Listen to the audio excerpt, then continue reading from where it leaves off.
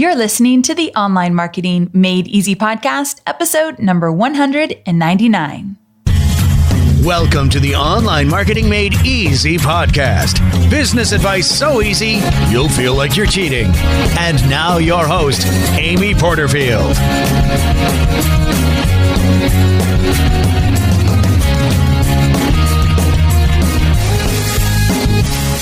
Well, hey there. Welcome back to another episode of the Online Marketing Made Easy podcast.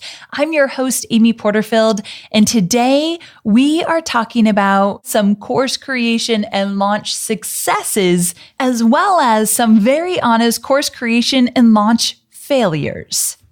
I'm not doing this episode alone. I have a special guest. Her name is Michelle Evans, and Michelle is a student of mine. In fact, she has been a student of mine way back in my Facebook days. She was part of the Profit Lab, and she's very special to me because when I was struggling with the Profit Lab, I knew I could make it better. I knew that I was missing the mark with my messaging. She was one of my students that I got on a phone call with. And I said, okay, talk to me about your process. What did you like about the program? Where did you struggle? What are you seeing in the Facebook group? Just share with me any insights.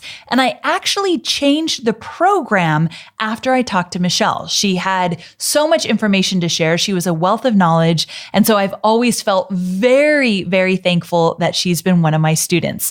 And she's a little go-getter. And you all know that I really love the action takers. And that is definitely Michelle. Now I'm going to let her tell her story. But here's what I do want to share with you before we get into this really special case study. And that is that Michelle is an online marketer that teaches marketing. So she essentially does some similar things as I do in my own business.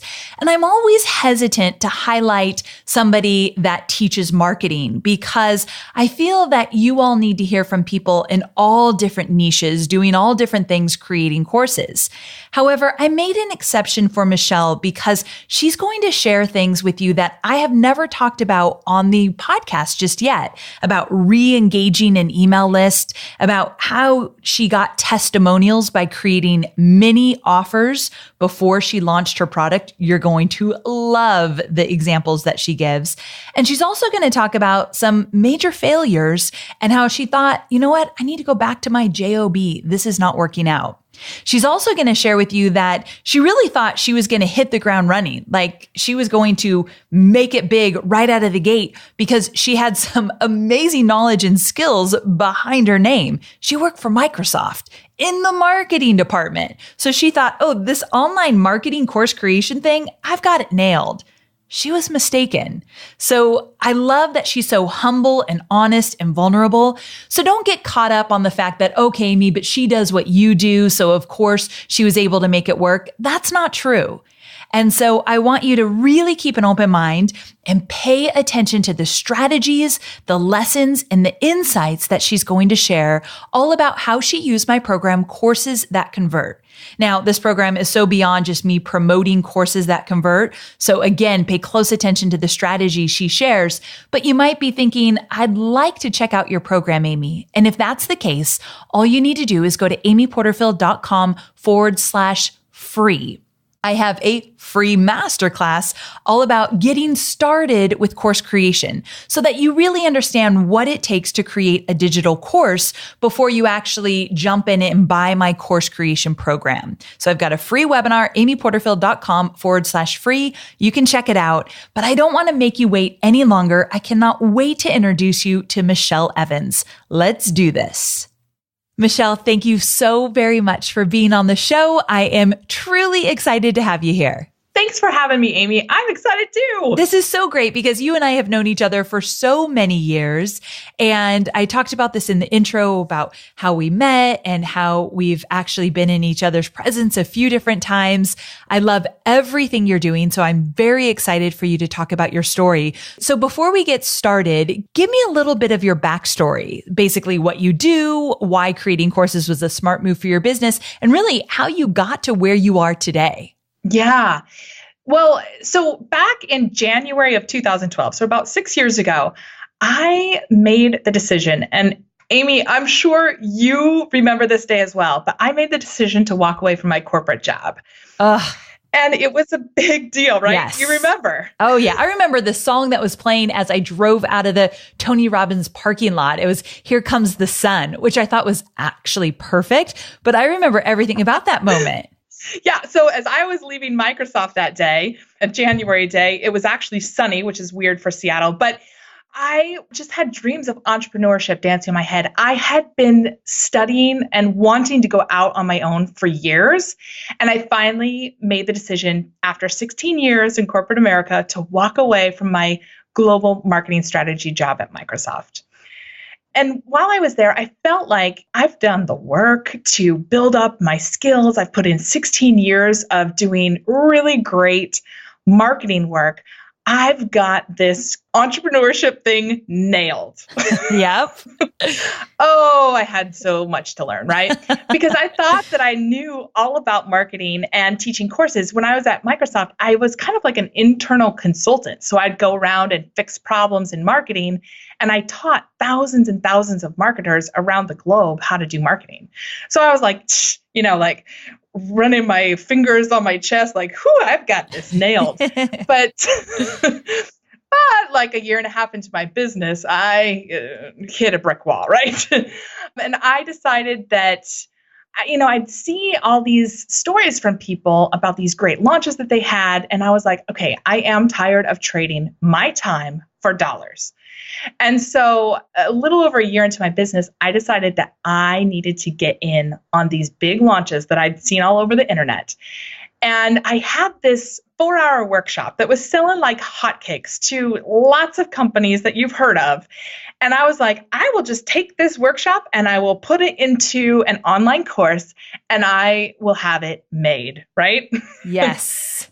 Now, you and I both know that is not how selling an online course works. But I had to go through the school of hard knocks. Right. So looking back, I can see so many issues with that approach. But at the time, I thought I was doing all the right things. But at the time, when I put it together and I put it out there, I launched to crickets. I couldn't even give it away to some of my closest people who had hired me for workshops and stuff. Nobody was interested. And I couldn't figure it out. And I can have good humor looking back on it, but at the time it was devastating to me. I was just like, oh my gosh, I'm not cut out to be an entrepreneur. I'm a failure. Nobody wants my stuff. And I just started telling all these stories to myself. And I seriously thought about going back and just getting a job. Because I was like, if I can't make this work, if nobody wants to buy my thing, I'm never going to get out of this time for dollars. And why not just go back to the easy paycheck where I don't have to worry about the ups and downs of finding clients? Right. But there was this desire.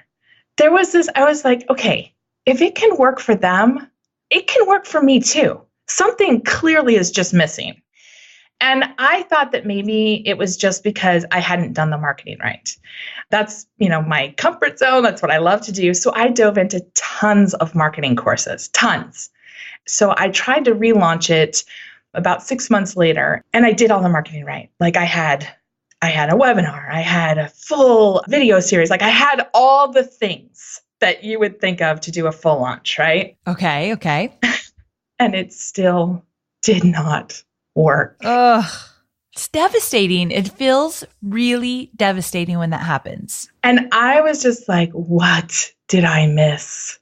Because I put so much love and attention into the marketing. And I mean, it wasn't all bad news. I had, in that process, I had attracted a lot of people into my email list. So I had done this, but the pieces just weren't fitting together.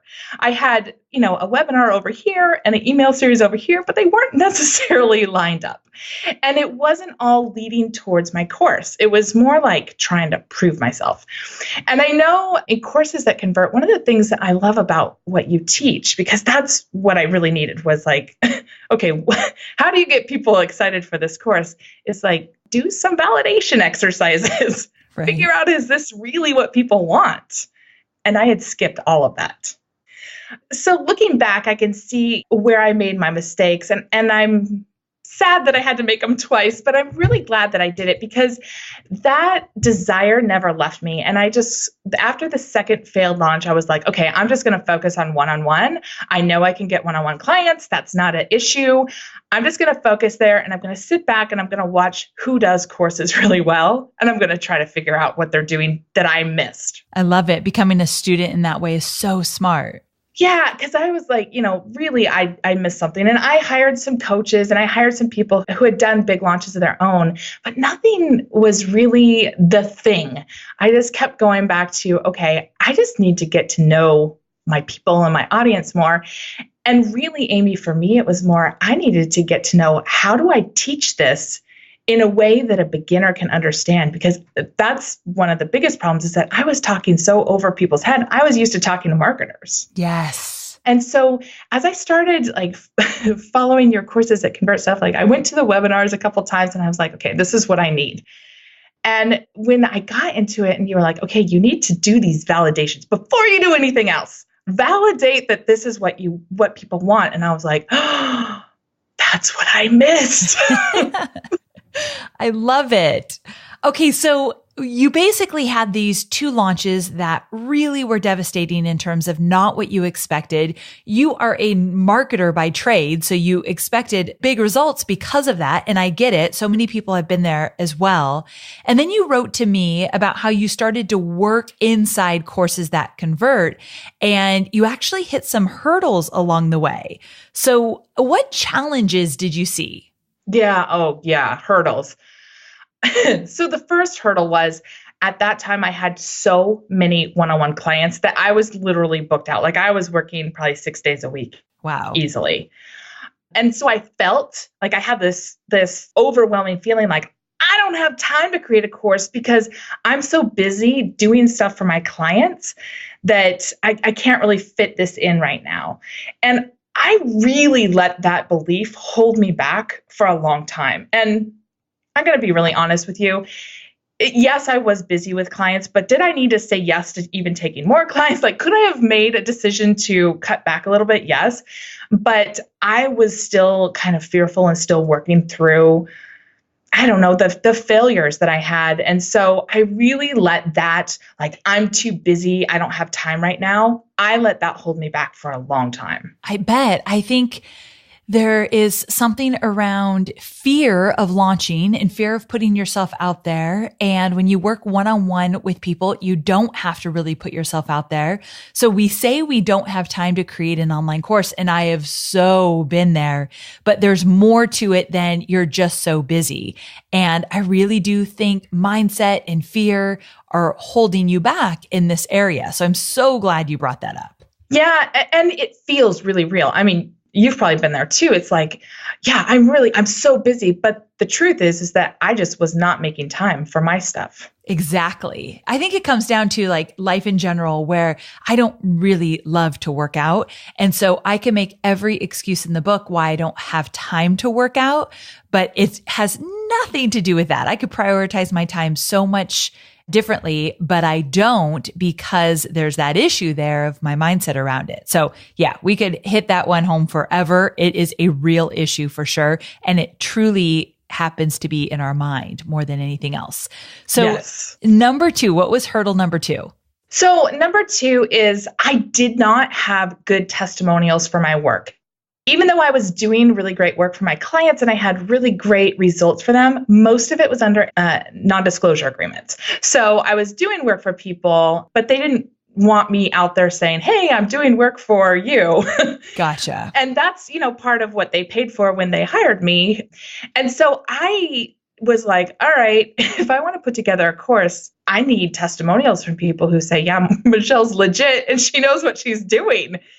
And even some of the testimonials I did have were all about working with me one-on-one. And the course was not going to be a one-on-one thing. So I really felt like that was a blocker to me. For sure. And guys, we're going to get to some solutions around some of these hurdles. But first, I just want Michelle to kind of walk us through what the hurdles were as she started to get into courses that convert. So, okay. The next hurdle was a problem with your email list. This one's a good one. So talk to me about this one. I know. I kind of want to shrivel up because this is kind of your platform that you talk about all the time, right? And I know better than this, but I had a really stale list. I think because I was so embarrassed after my 2 failed launches, and because I just kind of dove into one-on-one work where I did not need to talk to a lot of people, I just kind of let my list go stale. Yeah. And so, I'd email them randomly every now and again, but they were like, who are you again? Right. What is this about? I think this is so common, not emailing regularly, especially after you feel defeated. So you think they don't even want to hear from me. They're obviously not responding. Maybe I didn't attract the right list. So you just stop communicating with them or just once in a while. And so then it makes it really hard to get this list engaged. So you're going to talk about some ways you re-engaged your list. I love the strategies you used. So we're going to get there, but talk to me about hurdle number 4. Yeah. On hurdle number 4, it's really, I'd failed so... I mean, if to me, like nobody else really probably even paid attention, but to me, I felt like I had this big F tattooed to my forehead, right? That everybody could see that I had failed prior when I had tried to launch things. And so I was just really battling my own fears of moving ahead.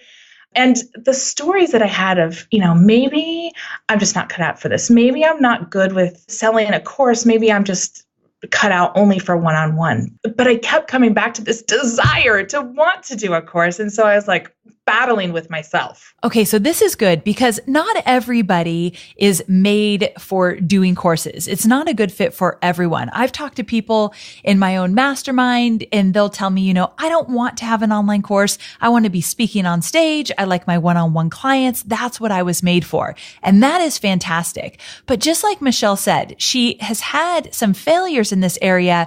So she felt defeated and she thought, maybe I need to get a job or, go back to corporate. Maybe I'm not cut out for this. Maybe courses is not my thing. But then there was this voice that said that she really wanted to do it. She kept being drawn back to it. So I think we need to pay attention to that. I don't want all of my listeners creating courses if that's not what they want to do, but you kind of know in your gut if it's something that keeps calling you back to it. Would you agree? I totally agree. It's like, for me, it was just something that wouldn't let me go. I would think about it all the time. I would pay attention to what other people were doing. And I just had this desire, like, I want to be doing that too, which is really different than I should be doing that or I should want to do that. It's a really different energy. It is for sure. So I just wanted my listeners to really hear that. Okay. So now we're going to get into some solutions. But before we do, I just want to kind of recap some of the hurdles that Michelle faced as she started to get into courses that convert. Number 1, she had so many one-on-one clients that she was working with that she just felt like, I have no time to create an online course. And we make time for the things that we really believe in and the things that we really are passionate about. No buts about it. We make the time for that kind of stuff. So that is a mindset issue for sure. I've been there, so no judgment whatsoever. Hurdle number 2, she didn't have any good testimonials. So when she was ready to market this course, she thought, I don't have anyone talking about the material inside my course, and the people that could talk about it, I've got NDAs with them. So right away, she felt like no good case studies, no testimonials, which we all need for marketing. So that definitely felt like a hurdle for her. Number 3, she had a stale list. So she had an email list, but she hadn't been marketing to them or even talking to them consistently. So she felt like, gosh, I feel detached from this email list that I actually have, but haven't been talking to.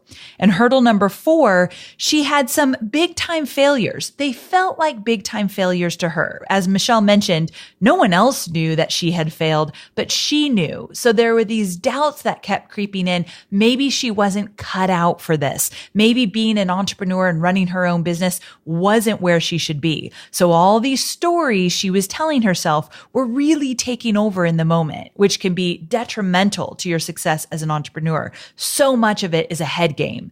And so these were the hurdles, but Michelle's got some amazing solutions. So are you ready to get right down to it? Yeah, let's do it. Okay. So first, what did you do to make the time to create the course? Yeah. And this one felt scary until I made the decision, and then it felt so right. So I just made the decision to reduce my client load. I knew that I needed at least one day a week, and it was not going to be Saturday or Sunday, to work on my own stuff. And so I just said, I had conversations with some of my clients, and I was like, I'm making a switch in my business. And so I let a number of them go. And then I also added a few different ways for people to work with me. So prior to making this decision, I was basically just building funnels and doing Facebook ads for people. And it took a lot of time and effort and emotional energy, if that makes sense. Yes. Where I was just constantly thinking about my clients and their business. And so I just kind of filled my head up and my energy up with their stuff, and I was squeezing out mine. And so I needed to make space for mine. And so I started allowing people to work with me more on a done with you basis. So I was more teaching them, but teaching them one-on-one. And so this was really a great move for me because I had to become a lot more conscious about how I was going about building funnels for people or doing Facebook ads for people, because that's what I wanted to do my course on. And so I had to, take a step back and be like, all right, if I am working with somebody who doesn't know anything about this, how am I going to coach them through this and help them through this? And so it helped build the bones, the structure of my course just through this one-on-one work. But then I wasn't responsible for building it out. They were. Gotcha. It was like a baby half step towards doing my course, right? So I was going from doing it myself to teaching people how to do it, but being on the phone with them so I could hear their questions. I could see where they were getting stuck, all that stuff. And then I could say, all right, so if I was going to teach somebody who I'm not talking to one-on-one, what else would I need to add in here? And so it was a really great builder for that. Great strategy. I love that. Moving from doing it for them to teaching them how to do it, which is such a great precursor to building your online course. So yeah. I love the work you did ahead of time. Okay. So this next piece, talk to me about how you solved for limited testimonials. You did something that I thought was so cool involving mini offers. So talk to me about that. Yeah, well, and it was really sparked by something that you talk about in Courses That Convert, which is where you do, your pillar post and you drive people to it to see if there's engagement. And I was like, I need to do that with the offers that I have in my course. I need to see what's really exciting for people, what gets them to actually put money down and say, yep, I want to try this out. And so I did a few different ones. So just for example, one of the things that I wanted to do as part of my course offering, again, this is really inspired by you, was to do a video review of somebody's funnel once they're done with it. Perfect. Because a lot of times people are like, okay, I get why funnels are important for my business, but I don't really know what it's supposed to look like. And so I would say, hey, I'll do a full video review of it. I'll tell you about it. About what I'd change, about what's working well, all that kind of stuff. And I was like, I want to test if this is really an exciting offer for people. So I just offered it as a mini standalone offer. It was $97. And yes, it took me a lot of time. It wasn't really a moneymaker, but it validated that people would, number one, put money down for it, and number two, get a lot of value out of it. And I had so many people do that I had to shut that offer down because I was like, okay, now I'm overloading myself again.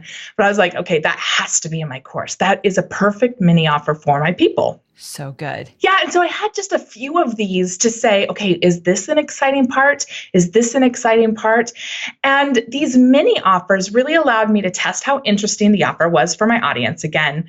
And by interesting, I don't mean just like getting on the phone and saying, hey, Amy, do you think in some perfect scenario that you would be interested in this? I mean, like they actually are pulling out their wallet and putting money down on it. Okay. So this is big, guys, because a lot of the times when you do your validation calls, and I've warned against this a little bit inside of Courses That Convert, but if you ask somebody, would you buy this or this or that? And you kind of explain it to them, it's easy for them in the moment to say, yeah, that would be great. And then what some of my students find is that they put that out there and no one buys it. It's like they're not putting their money where their mouth is. They said they'd get it, but then something's stopping them. Michelle went the extra mile to put together these mini offers, and we'll talk about how you can explore some of the mini offers she put together at the end so you can see some real examples. But she put together these mini offers, and then people actually bought them and participated in them. So now they're actually in it. So then, Michelle, you went back and interviewed everybody who took you up on the mini offer, right? I did. So I offered them a 30-minute call to talk about the video review or whatever. And then I said, if you will give me an extra 30 minutes to just dive into some specific feedback. And so I just invested a lot of time up front because I was like, I really want to understand what is going on in people's heads. What are the stories they're telling themselves? What are the fears that they have? What is it that they're looking for as an outcome of spending this money? And I will tell you, Amy, this was so invaluable. It was invaluable because I felt like I know who these people are. I'm not just filling out some customer avatar worksheet. And I just got into their heads. So when I got to marketing my course, I didn't have to wonder what questions people have or what fears that they have or what they've tried in the past. I had all of that because I use the questions from Courses That Convert to get really good feedback, but feedback from people who had gone through a specific piece of my mini offer that I was going to put into my bigger offer so that it could speak directly to those fears, those dreams, those things that they wanted. And it not only allowed me to get in their head, but it helped me get really amazing testimonials that were like, Michelle totally knows what she's talking about. I was able to make a couple tweaks and I got so much more out of my funnel or, stuff like that. It was amazing. So fantastic. I love this idea of mini offers because just to be really clear, they were paying for them, right? Yes. Okay. So they were putting money down. They were actually engaging, getting in there, doing the work. And then you got to talk to them and you would find out if they had any struggles along the way or what they loved or what they didn't or the results that they got. Plus you were able to get testimonials from these mini offers, which is golden for sure. So I love this. And again, we're going to explore these mini offers a little bit later at the end of the episode. So stay with us because I think you guys will like what Michelle put together for you. Okay. So moving on, let's talk about list building because everyone who's listening that has ever struggled with an email list, this next piece is for you. I want you to talk about how you kind of got through this obstacle of having a list that felt like it might have went cold on you or just not engaged. So tell me how you reconnected with your audience via your email list. Okay, so it didn't just feel like it went cold, Amy. I had like a 6% open rate. Okay, so it was tough. Yes. It was like ice cold, right? Yes. And so I was just like, I really need to spend some time and give some love to these people who at one point really wanted to hear from me. And so I just laid out a series of list re-engagement activities. And some of the things I did is I started sharing much more of the stuff that I had been hiding. So my failures, my story, my journey, ahas, struggles, like things that in the past I thought, nobody wants to know that stuff. They only want to hear the good stuff. But surprisingly, the more I shared, especially about how I overcame some of those struggles, the more people were like, oh my gosh, Michelle, tell me more. Right. And it was great because it warmed up my email list, but it was also validating like other people are struggling with stuff too. I made a commitment to start emailing my list weekly, even when I felt like I didn't have any good ideas. Right. So, I was like, I need to shelve that excuse and just be like, nope, I'm committed regardless. And even if it feels like it's not that good, I'm still going to get it out there. Good. That's huge. You've got to just get into the practice of emailing once a week. So were you emailing links to, like, do you have a blog or a podcast or a video show? Yeah. So I did some videos. I did some other stuff that I'll talk about, but for the most part, I would email either for a blog post or maybe a Facebook Live that I was doing, or inviting them to my group or just different things.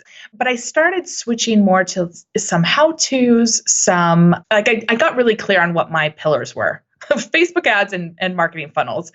And so I just stuck with that. I was like, I'm just going to talk about this stuff until I'm so sick of talking about it. But that's when people start engaging, right? Yes. So true. And then, as part of that, I was like, okay, I want to offer some additional value. So I created my first quiz and it went so well that I created a couple more quizzes and I started just rolling those out, and people would be like, oh yeah, I'm this, or this is a really cool insight about me, or this is the funnel for my business or whatever.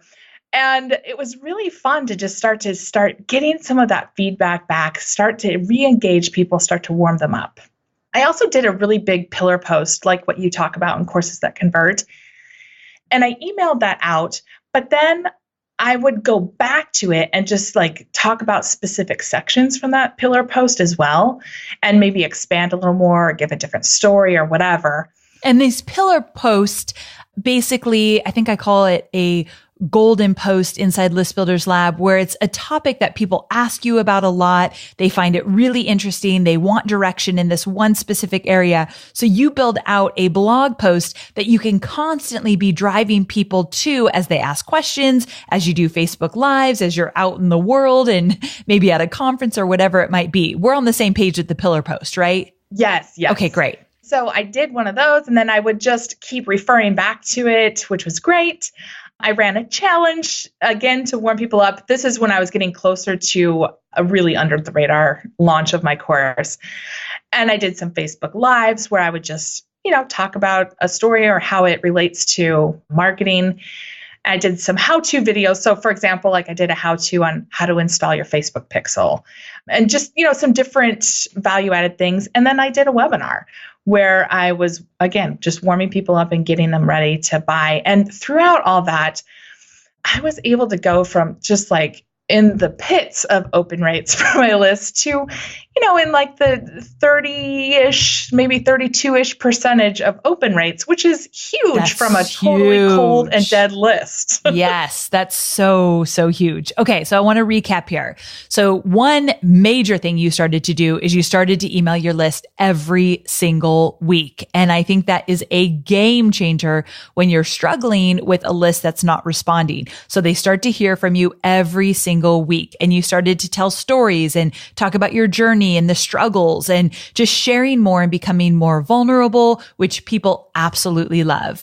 And then from there, you did quizzes, you did your pillar post, you did a challenge, you did Facebook Lives, you did how-to videos. So you really mixed it up so that you would have different things to email every single week, which is huge. So going from, let's say, 6% to 30%, 30% is way beyond the average of what most people are seeing with email open rates. So you really changed that around, which I absolutely love. So that was a big one here.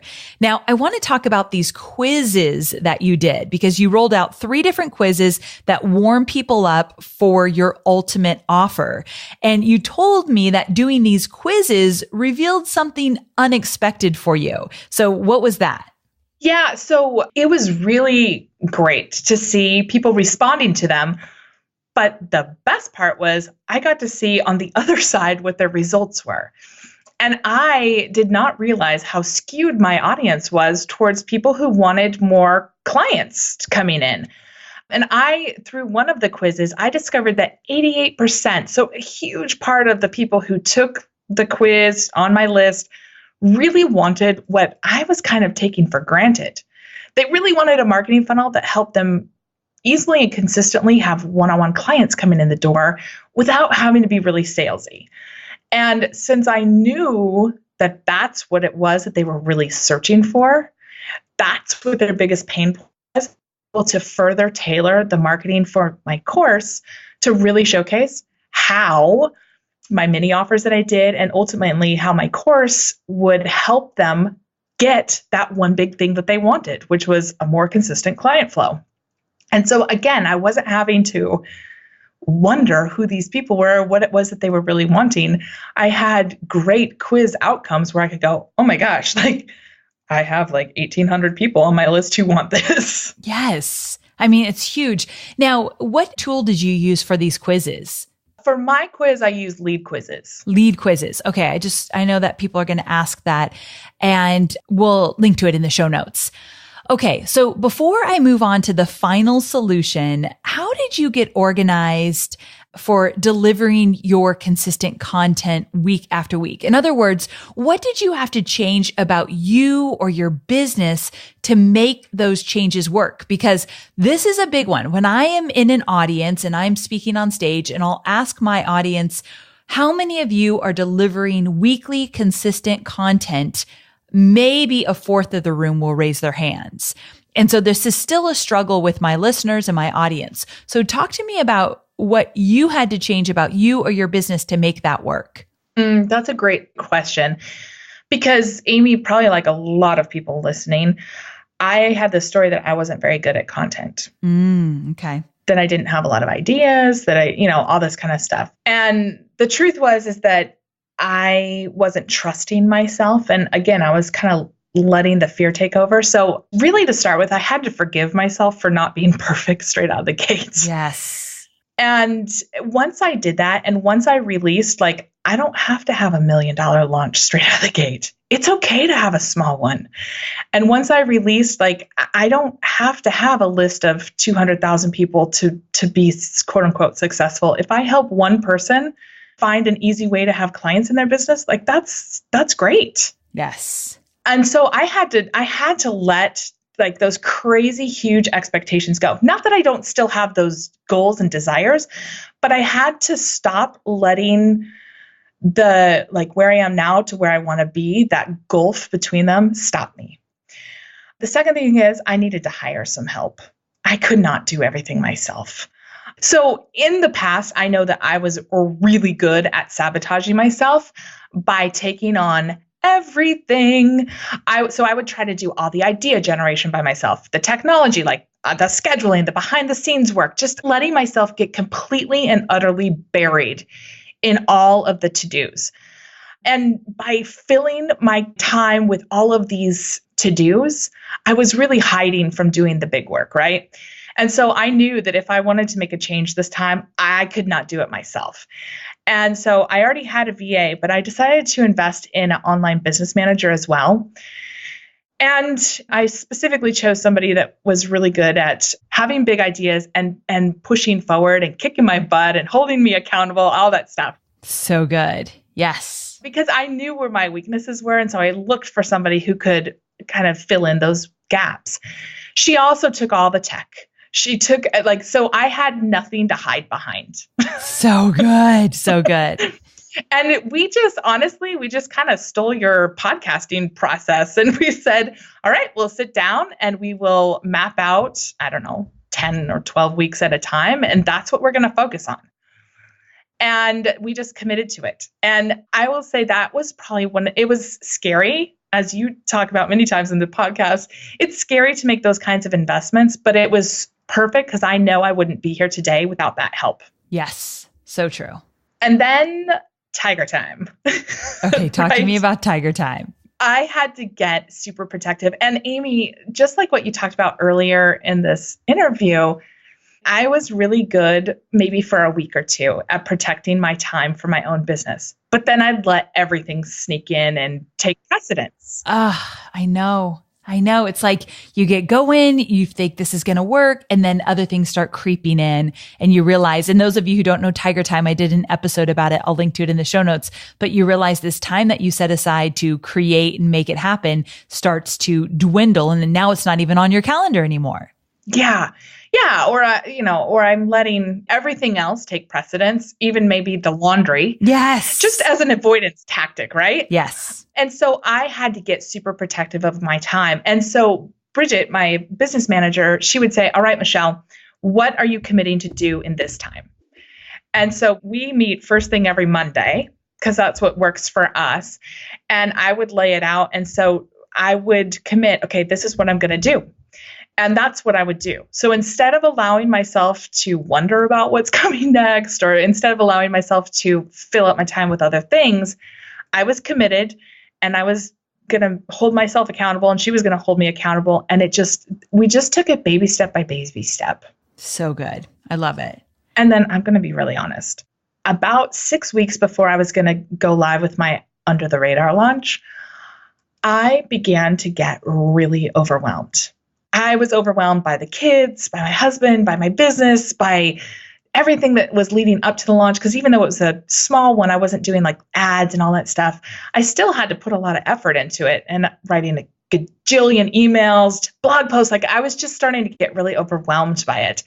And instead of going down that path of, I'm going to let myself get overwhelmed and I'm going to tell that story that I'm just too overwhelmed, I can't do it, I said, you know what? I'm actually going to take myself out of this situation and I'm going to go have a little mini retreat just with myself. And I'm going to give myself space to just do what needs to be done. And if that means going for a walk, go for a walk. If that means working until midnight, I'm going to work till midnight just when I felt like it. And I took a 3-day, I just got an Airbnb somewhere and I just went by myself. I just took 3 days to just be. And it was amazing how much I was able to get done instead of like trying to sit in my office at my computer with like the clock ticking in the background and me just getting more and more frustrated. And it helped tremendously. Oh, that is so good.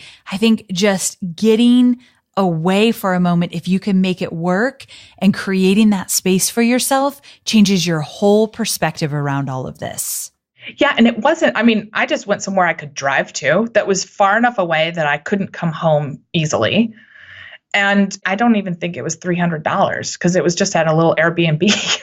I love it. I love it so much. That's fantastic. Yeah, you don't even have to spend a lot of money to make it happen, but sometimes we just need what I call that white space. And if that means getting away from the home, I know you've got kids and I know it's hectic, so that makes a huge difference. Yes, yes. Okay, so good. So we have saved the best for last. How did you get over those failed launches, pick yourself back up again, and launch your course?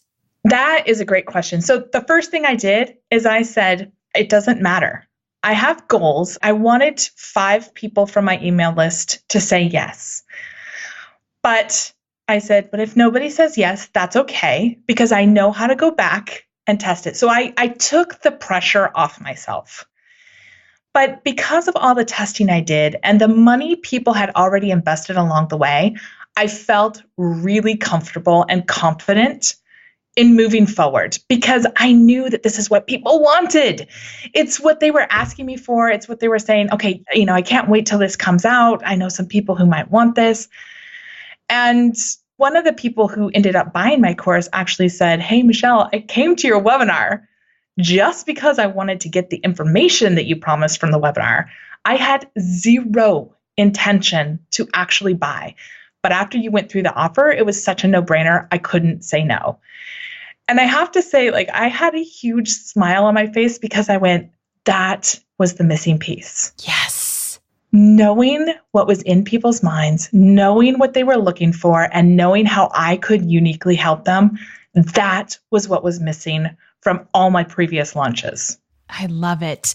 That confidence of knowing what they want and the fact that you actually did the work. There was no guessing game after those mini offers and getting people on the phone and really understanding who they were, what they wanted, what they were having challenges with. You were showing up during your launch in a way that you were basically saying, I know you, I know who you are, and I know what you need. Yeah. And that's a game changer. Even just how you show up on the webinar, that's a game changer. 100% agree. I wasn't there to prove anything.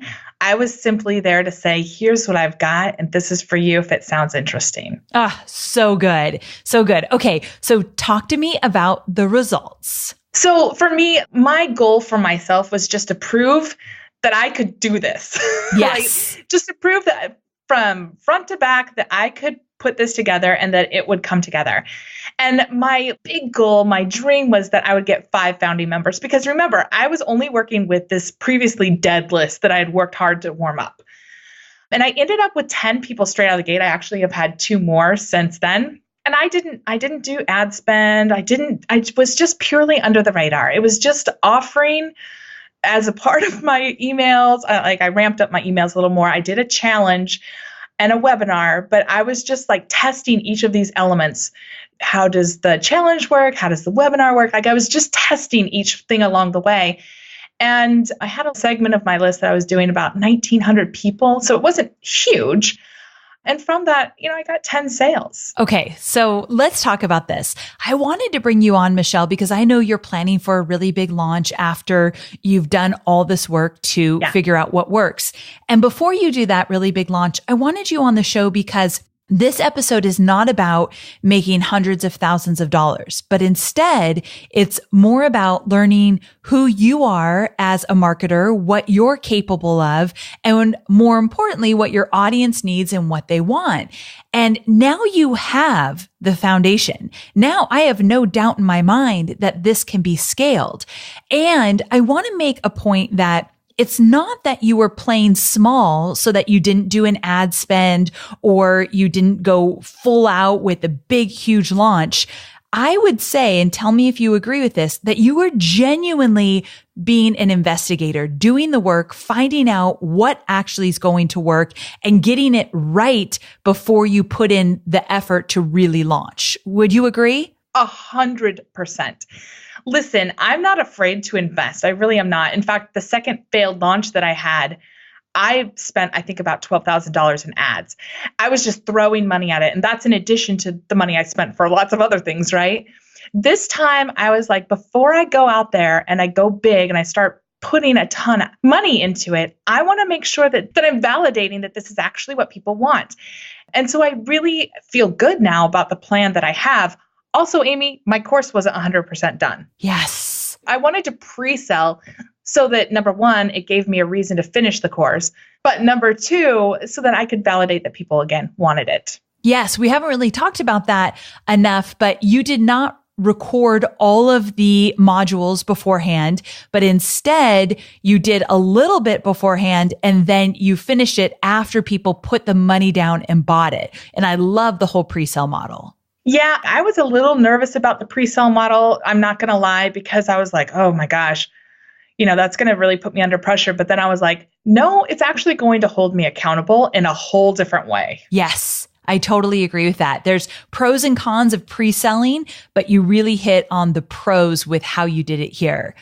Okay, so to wrap everything up, I want to know what's one thought you might want to leave my listeners with who may have tried to launch, but they failed miserably and they're feeling defeated about that. Yeah, and I've done a lot of soul searching myself on this. And honestly, in my past failed launches, I hate to admit this, but I committed to come on and be vulnerable and share.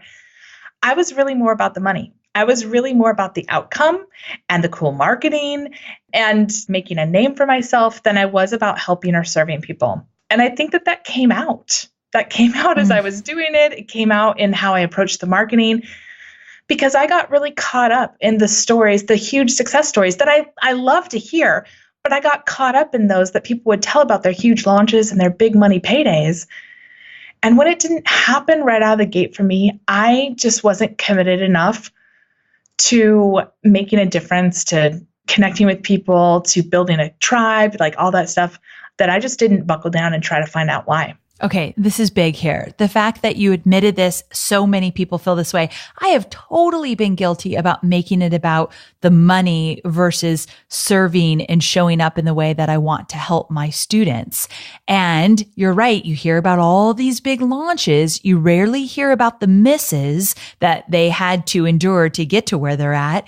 And so then you get just frustrated. And when you make it about the money, of course, you don't want to spend time on emailing every single week and blogging and podcasting and doing all the mini offers that you did and all the work you need to do up front, getting on the calls. When it's about the money, all of that feels like a chore. But when you flip that script and you really make it about serving and helping, all of that stuff, you start to see it in a whole different light.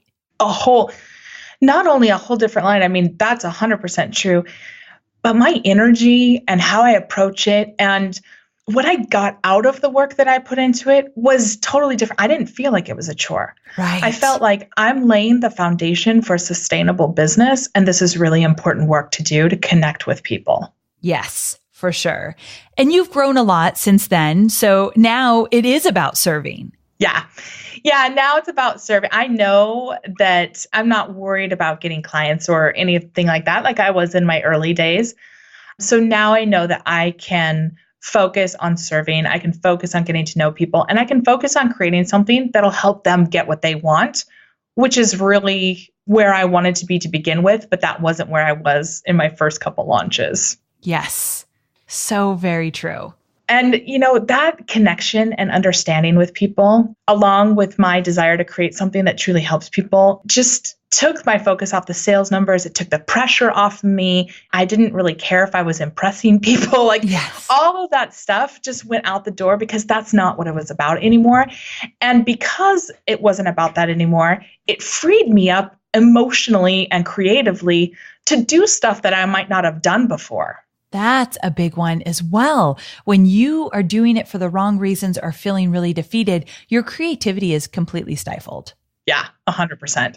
And how you show up or what you do is more to put a mask on to look good for the world versus true. And even if people don't know that it's not 100% true, they can feel that it's not. And I know that's true for me. I can't speak for anybody else, but I know for me that when I try to put a mask on about, hey, everything's fabulous, people can feel that something's a little off in what's going on here. For sure. For sure.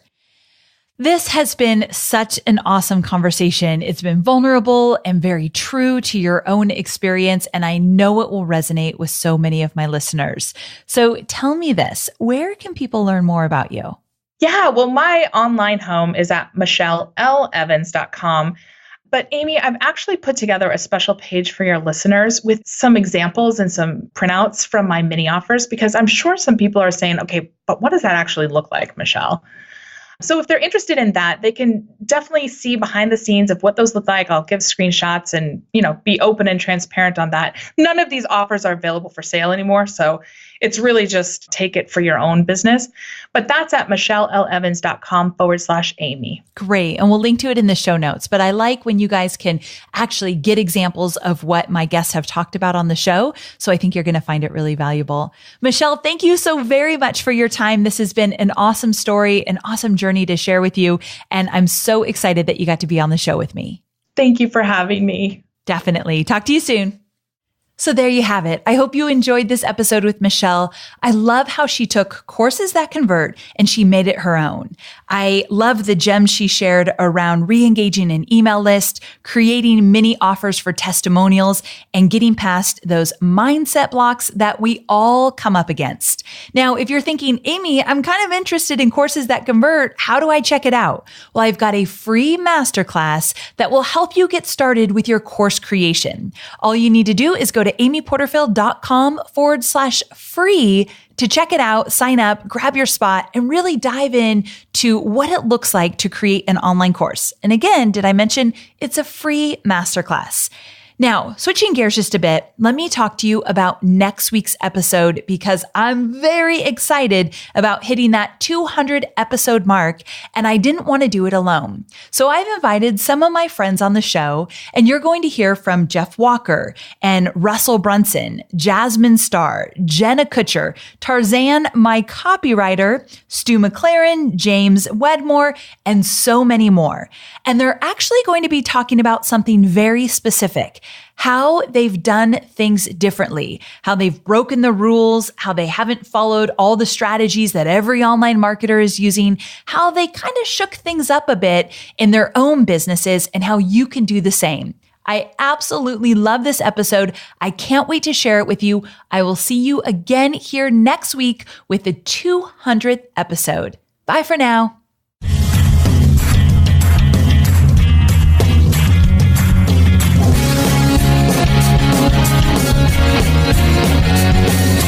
Thanks for listening to the Online Marketing Made Easy podcast at www.amyporterfield.com.